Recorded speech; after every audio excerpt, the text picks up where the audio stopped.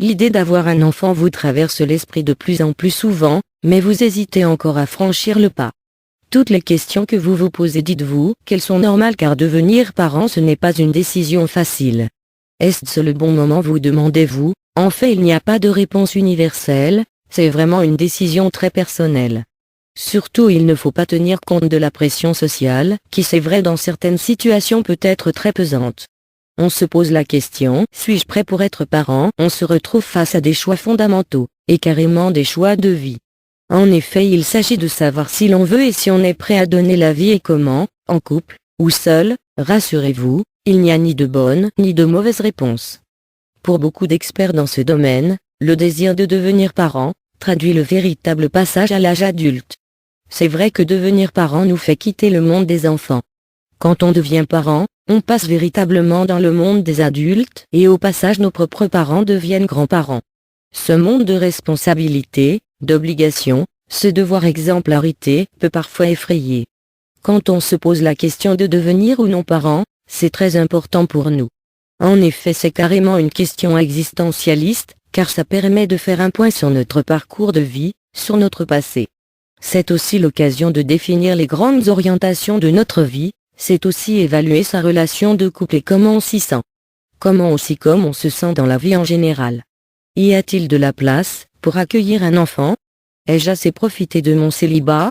D'un point de vue purement matériel, il est vrai que d'avoir eu une situation stable facilite le fait ou non de devenir parent, l'aspect matériel du quotidien a quand même son importance.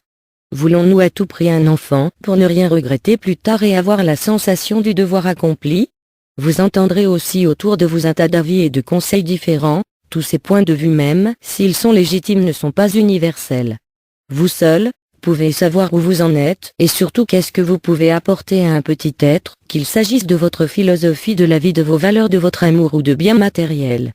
Qu'est-ce que vous allez pouvoir apporter à cet hypothétique enfant?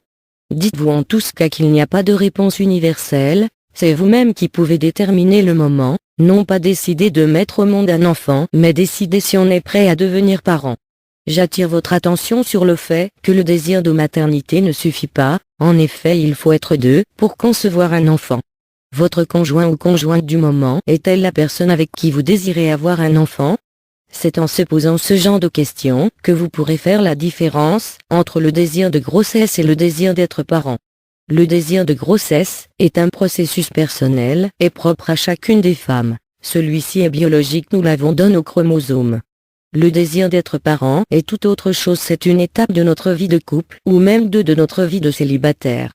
Dans tous les cas, c'est un projet d'amour et aussi et surtout la concrétisation d'un engagement. Sachez aussi que le désir d'être parent est beaucoup plus important que le désir de grossesse. Il est prouvé que c'est le désir d'être parent qu'il convient d'écouter car c'est de l'authenticité de ce désir que viendra les réponses aux questions que vous vous posez.